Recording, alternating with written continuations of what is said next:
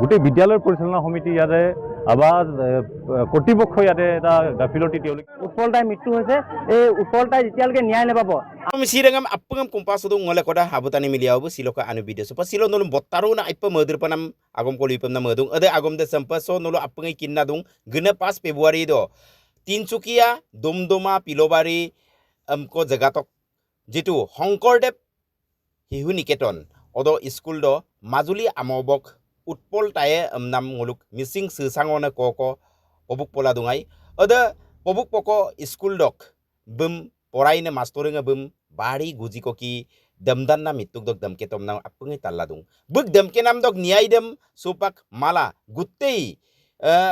apung missing rengam totha Tinsukia Pilobari tolok taniasin ajangam jadung lambolo glendung aru buk annabbo supak murder masola kabla kapkesul singa biebong so misirengam utpol taeke buk niai dem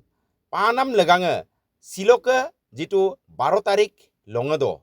ngoluk apungke kangkindam apungke ayanam ngoluk manggasunam takam mising puring ke balok ke ba nebeng san doni panggebesin tolopa gedum sugela buluk DC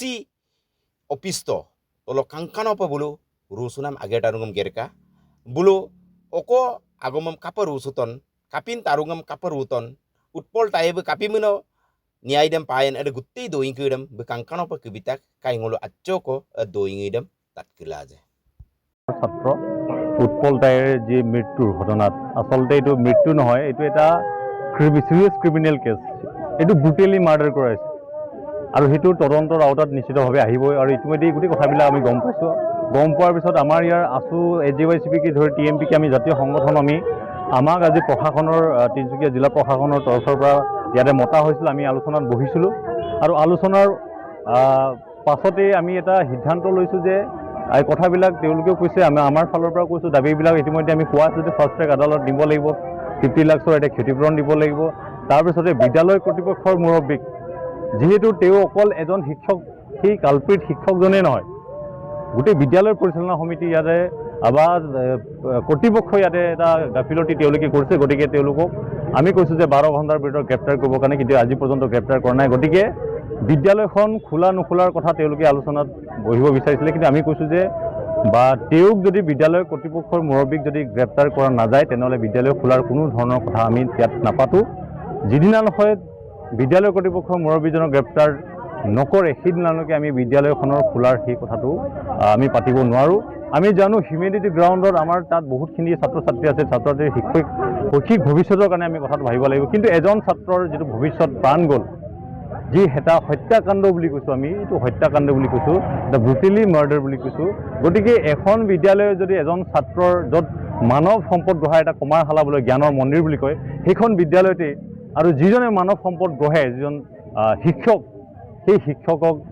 তেওঁৱেই যদি culprit হয় তেওঁৱেই যদি হত্যাকাৰী হয় তেনেহ'লে এই কথাটো আমাক খুবেই মানে মৰ্মান্তিক এটা